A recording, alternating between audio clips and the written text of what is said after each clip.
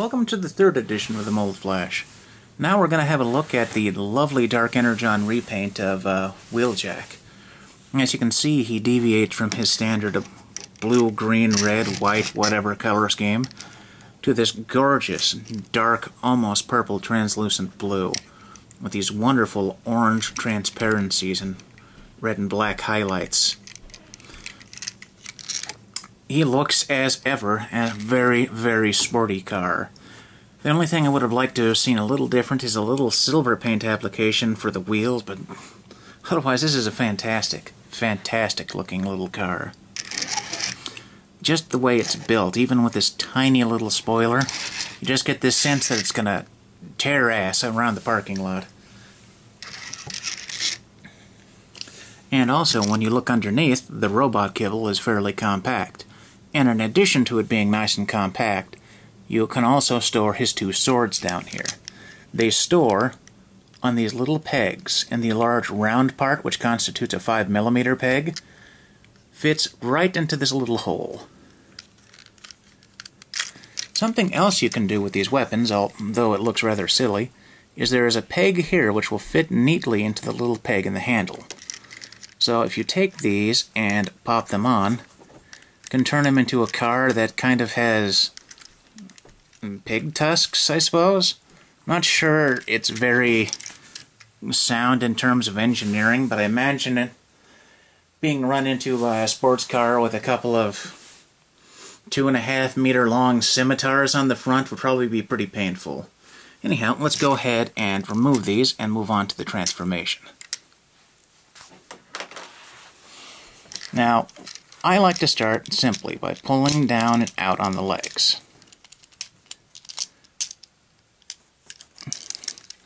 Bring the whole leg assembly down like this. And it's kind of an ingenious transformation it has.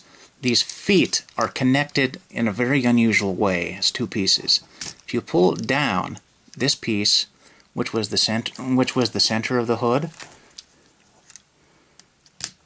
it snaps into place when he is in car mode, but if you pull down, this peg comes loose and allows you to rotate this.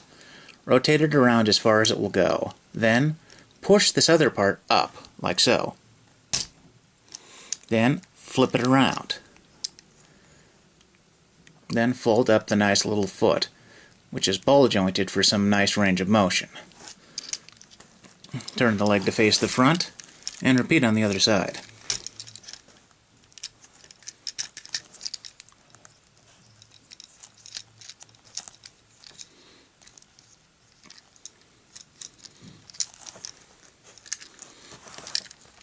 And there we have Car Walk version 2.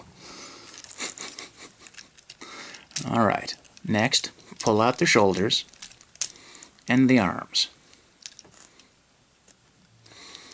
Flip the head down, back and up. Should have something that looks a little bit like this. Now, pull this piece down and through to raise up Wheeljack's head.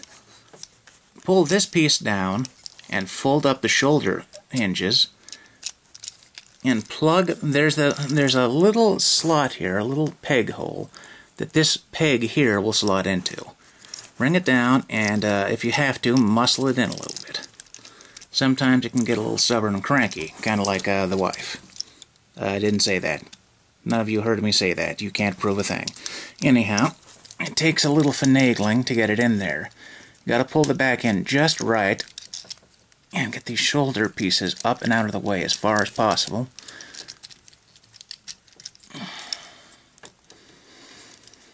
Doesn't seem to want to cooperate. There we go. There. Now that's in firm. Now, take the shoulder, rotate it up like so, and unfold the arm. To bring out the hands, you pull this piece inward, around, and back in. Now do it the same on the other side. Fold it up, pull it down and out, pull this piece down, spin it around, and pop it back in. Fold out the hands. Take the sunroof portion up here and fold it back. Alright, let's go for a slightly wider angle shot on this. There you go. And there you have Wheeljack in robot mode. Now he continues the same paint scheme that we saw in his car mode. The one principal difference that has changed is the transparent plastic, other than the blue, is much less readily apparent since it's hidden behind his arms. And he has a couple of neat ways of storing toys in this mode, like his sword. His swords are contoured very similar to his back. So if you see this little slot here, if you place his sword in it, he'll just fit nicely into place and hang down from the back. And of course he's got one for each of his swords. So you can arm him that way. Also, if you want to, they can peg into his shoulder. Looks a little odd, and I know there are a few people out there that watch Kamen Rider who are thinking Gattack right now. Which is perfectly fair. Now, mounting these weapons on his shoulders looks a little funny, but it has an unusual kind of appeal to it. He can also, of course, hold these very easily. He's got these nice big holding mitts. What you do is you push it all the way in very gently until it hits the back.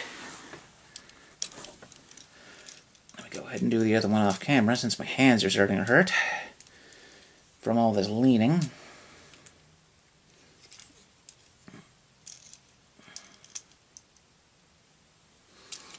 And as you can see, our favorite Ronin Autobot, if he'll hold still just long enough, there, can hold his swords quite firmly. They're not loose and they don't want to come out. Alright, now let's go over the articulation on this puppy. His shoulders are on a combination ball and swivel joint. He has two locations where his biceps meets the shoulder and arm, where it has a hinge. He has a ball-jointed and hinged hand. He's got ball-jointed hips, somewhat ball-jointed feet. He's got a hinge at the knee, and his head, although it's a little bit stuck in there, does actually turn. It can be angled back a good ways, down a good ways, and you can rotate it almost 360 degrees if you're careful with it.